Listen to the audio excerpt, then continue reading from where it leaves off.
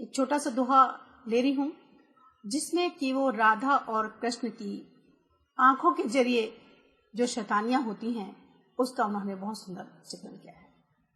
क्या करती हैं राधिका?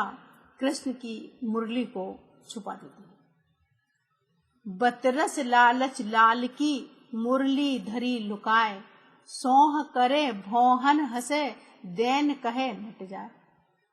तो आप देखिए पूरा चित्रण कि बतरस लालच लाल की, बातों के लालच से कि कृष्ण मुझसे बात करें। क्या चाहते हैं प्रेमी प्रेमिका? नायक नायिका क्या चाहते हैं? बातचीत करना। तो राधिका भी चाहती है और इसलिए वो क्या करती है, क्या माध्यम बने, कैसे बात करें, उनकी मुरली को छुपा देती है।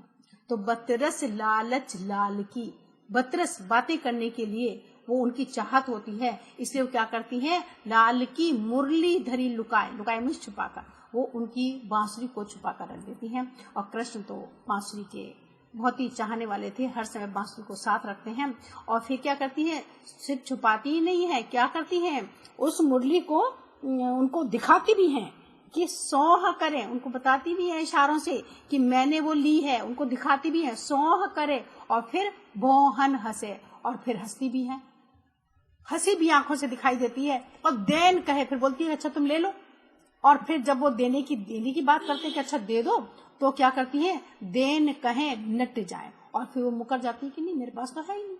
तो आप देखिए कि किशोरावस्था के बालक बालिकाओं का यहाँ पर उन्होंने कितना मार्मिक, कितना सत्य, कितना हूबहू चित्रण करके रख दिया है। जैसे एक किशोरावस्था के जो बच्चे होते हैं, उनका जो शैतानियां हैं, उनकी जो बातें हैं, वो किस तरीके से यहाँ पर मुखरित हो रही हैं कि वो चाहते हैं कि बातें करें और बातों के लालच में मुरली छुपा देती हैं। और जब कृष्ण मुरली और छुपाई नहीं देती, उनको बताती भी है कि मेरे पास है, और जब वो कहते हैं कि मुझे दे दो, तब क्या कहती, देन कहे, कहती अच्छा ले लो है, लेकिन कहती नहीं, सिर्फ आंखों के इशारों से बात हो रही है। सब कुछ यहाँ पर बस, कहीं कोई बातचीत नहीं है, सिर्फ आंखों के इशारे हैं। और आंखों से वो क्या संकेत कर देती हैं कि देन कहे और नट जाए, और फिर वो इशारा कर देती है कि मेरे पास तो है ही नहीं। तो यहाँ पर वो बच्चों का भोलापन और कितना चित्रण उन्होंने मार्मिक किया है, कितना हूबहू चित्रण कर दिया है। किशोरावस्था की जो सौंदर्यमयी चित्रण है, जो अभिव्यक्ति है, उसको यहाँ पर बिहारी जी ने बहुत ही सुंदर तरीके से व्यक्त किया है।